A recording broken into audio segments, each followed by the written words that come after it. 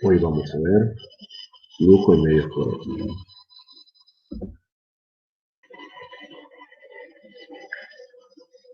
Primero vamos a ver cómo es el suelo como un sistema de tres fases. Básicamente al suelo lo podemos pensar como dotado de una composición de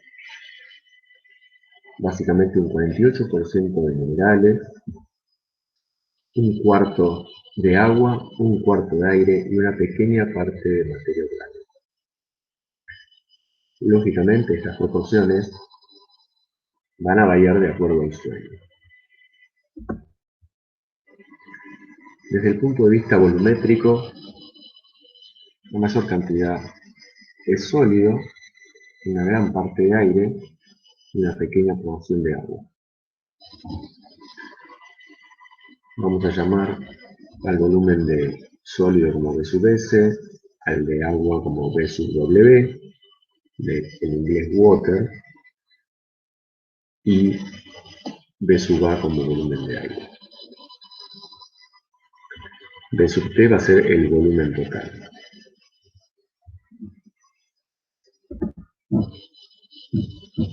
Antes de pasar a ver las leyes que gobiernan el flujo en medios porosos, vamos a escribir algunas definiciones.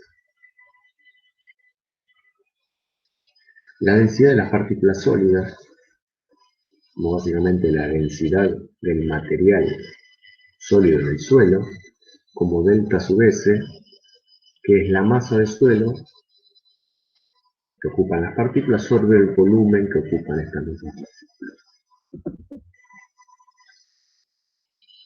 La densidad aparente, que es el volumen de las mismas partículas sobre el volumen total de suelo, que incluye el volumen de aire más el volumen de agua más el volumen sólido, lo cual nos dará obviamente un valor menor de densidad que la densidad de las partículas sólidas. Un parámetro importante que vamos a usar es el de la porosidad, F, que básicamente es el volumen de los poros sobre el volumen total del suelo. Es decir, la diferencia entre el volumen total menos el volumen sólido.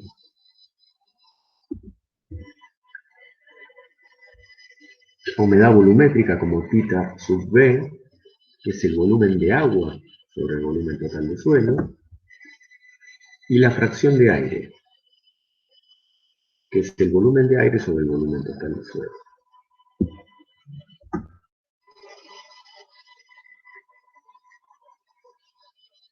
De acuerdo a estas definiciones, podemos decir que la porosidad del suelo oscila entre 0,3 y 0,6 e indica solo la fracción ocupada por los poros, pero obviamente no nos dice la forma de los mismos. Acá podemos ver cómo varían los poros en diferentes tipos de suelo. A la izquierda podemos ver un suelo de tipo arenoso con poros grandes y a la derecha un suelo de tipo arcilloso, donde vemos las diferentes escalas del microscopio electrónico. El suelo arenoso son 100 micrones, oscilan en el tamaño de 100 micrones los poros, mientras que en el arcilloso oscila entre los 10 micrones.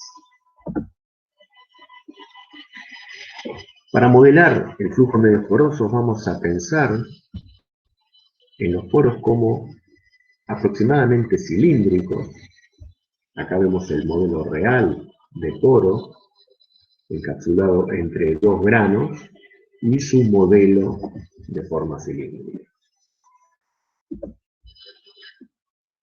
Vamos a clasificar a los poros de acuerdo a su tamaño como macroporos, mayores a 30 micrones, mesoporos entre 0,2 y 30 micrones, y los microporos como menores a 2 micrones, o sea, 200 nanómetros.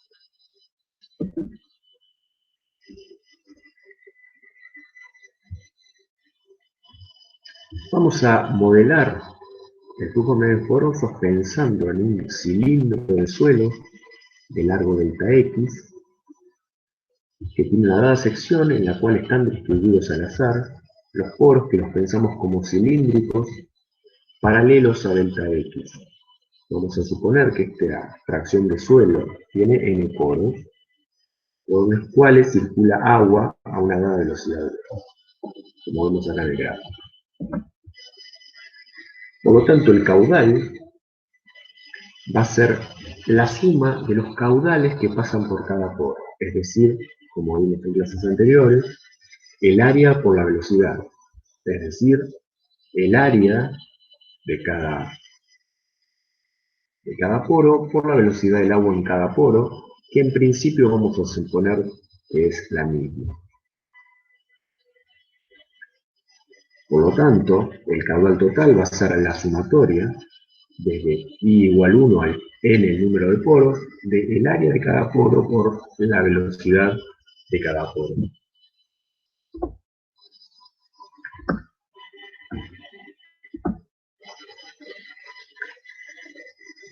B va a ser la velocidad real, es decir, la velocidad por la que realmente se mueve el fluido en cada poro.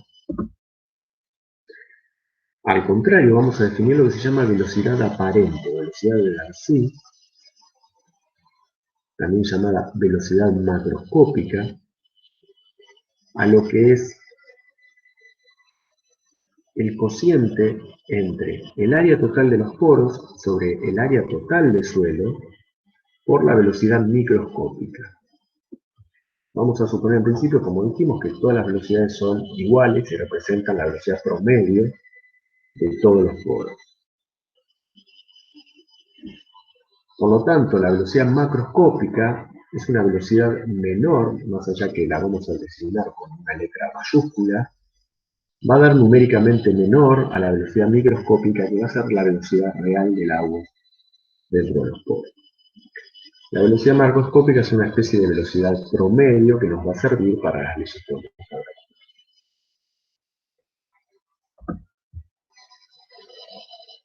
Por lo tanto, el caudal va a ser la velocidad por el área, es decir, la sumatoria desde I igual 1 a n del área de cada poro por la velocidad de cada poro.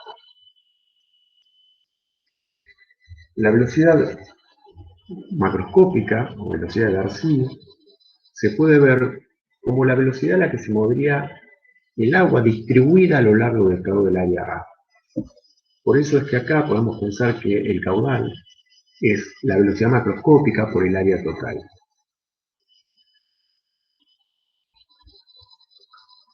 Recordando que la porosidad es el área de poro sobre el área total, tenemos la relación entre la velocidad macroscópica y la velocidad microscópica como B mayúscula, que es la velocidad macroscópica, es igual a la porosidad por la velocidad microscópica. La velocidad microscópica es la velocidad del agua en cada poro tomando la velocidad promedio. La podemos representar a la porosidad como F o como P, dependiendo de la bibliografía.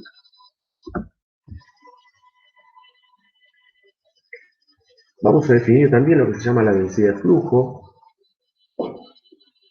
como Q minúscula, que es el caudal sobre el área total.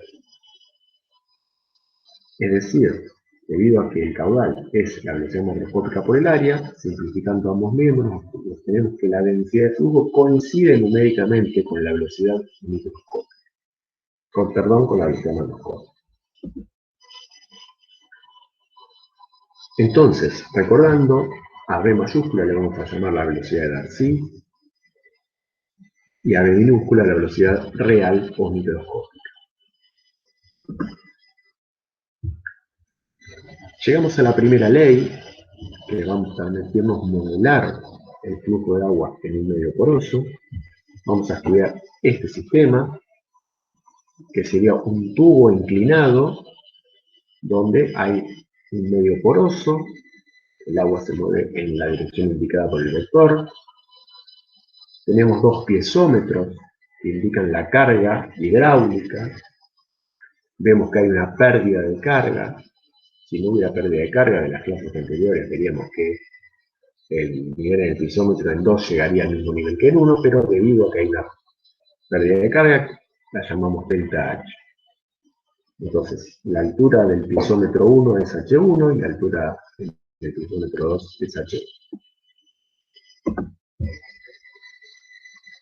Entonces se comprueba experimentalmente que la densidad de flujo es menos una cierta constante por delta H sobre L,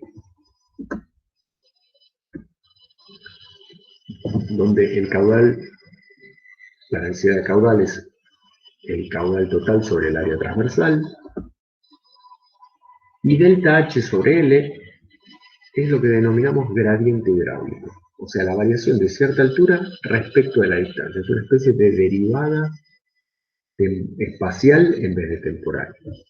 Es decir, que delta H va a ser H2 menos H1 a lo largo de la distancia a lo cual sucede ese cambio, es decir, L. La constante se denomina conductividad hidráulica saturada, es decir, que vale cuando el suelo está totalmente saturado de agua, es decir, que no hay poros con aire, y es una constante que depende claramente del tipo de suelo y de su porosidad. El signo menos viene debido a que el gradiente, cuando uno lo calcula, es opuesto al flujo, debido a que en general H2 es menor a H1, esto da negativo. Para neutralizar ese signo negativo se pone un signo negativo que nos va a dar que la densidad de flujo es positiva. De acuerdo a la fórmula, las unidades de K sub S son iguales a las unidades de densidad de flujo, debido a que el gradiente es adimensional, y viendo que es volumen sobre área sobre tiempo, tenemos metros cúbicos sobre metros cuadrados por segundo, nos queda que las unidades de KS son las de una velocidad, o sea, metros por segundo. Esto es, repetimos, esto deriva de que el gradiente es adimensional, por lo tanto las unidades de Q tienen que ser iguales a las unidades de KS. Para finalizar vamos a hacer un ejemplo de aplicación, que es el siguiente. Tenemos un acuífero que tiene una fuente de recarga, una conductividad hidráulica saturada de 50 metros por día y una porosidad de 0,2. Acá tenemos el acuífero, el medio poroso estaría a lo largo de esta dirección. Acá tenemos la fuente de recarga que imprime el gradiente hidráulico necesario para propulsar el agua por el medio poroso. Tenemos dos pozos que actúan de piezómetros ubicados 1000 metros uno del otro, que funcionan como piezómetros, como acabamos de decir, siendo que la carga hidráulica medida en un nivel de referencia común es de 55 metros y de 50 metros respectivamente, como indica la figura. El espesor promedio del acuífero es de 30 metros y el ancho promedio es de 5 kilómetros. Entonces nos pide calcular el flujo a través del acuífero y el tiempo que tardaría un contaminante en ingresar en la recarga del acuífero y recorrer la distancia de 4 kilómetros. Entonces, estos serían los piezómetros y nos están indicando una diferencia de nivel, o sea, un delta H de 5 metros a lo largo de 1000 metros, es decir, que el gradiente sería 5 sobre 1000. El espesor promedio del acuífero es de 30 metros y el ancho perpendicular a la pantalla es de 5 kilómetros, lo cual nos permite calcular la sección transversal como un rectángulo, o sea, como 30 kilómetros por 30 metros por 5000 metros. Entonces pasamos a la resolución. El área nos queda 30 metros por 5000 metros, nos queda 150.000 metros cuadrados.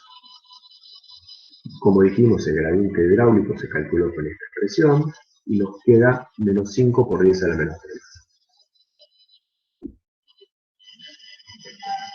Por la ley de Darcy, entonces, introduciendo las variables, K sub S, 50 metros por día, haciendo la conversión, que un día son 86.400 segundos, para que nos quede en metros sobre segundo, al simplificar día y día, metiendo el área, 1,5 por 10 a la 5 en notación científica metros por segundo.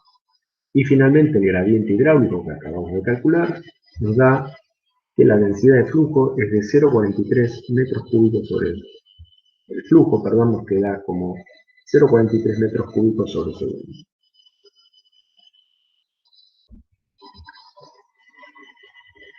La velocidad macroscópica al dividir, es decir, la densidad de flujo, al dividir por el área, nos queda 2,88 por 10 a la menos 6 metros por segundo. Como habíamos visto, esto coincidiría con la velocidad, con el flujo, y acá tenemos la velocidad macroscópica. La velocidad microscópica la hallábamos a través de la porosidad, o sea, la velocidad macroscópica sobre la porosidad nos da más alta, como habíamos dicho, 1,24 metros por día.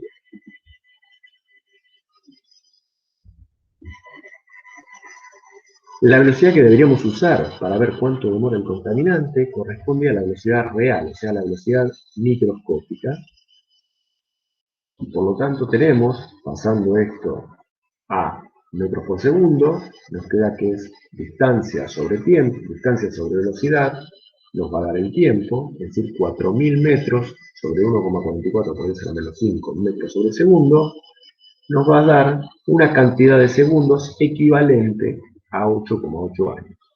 Recordemos que cada día tiene 86.400 segundos y cada año tiene 365 días. Con esto terminamos la presentación.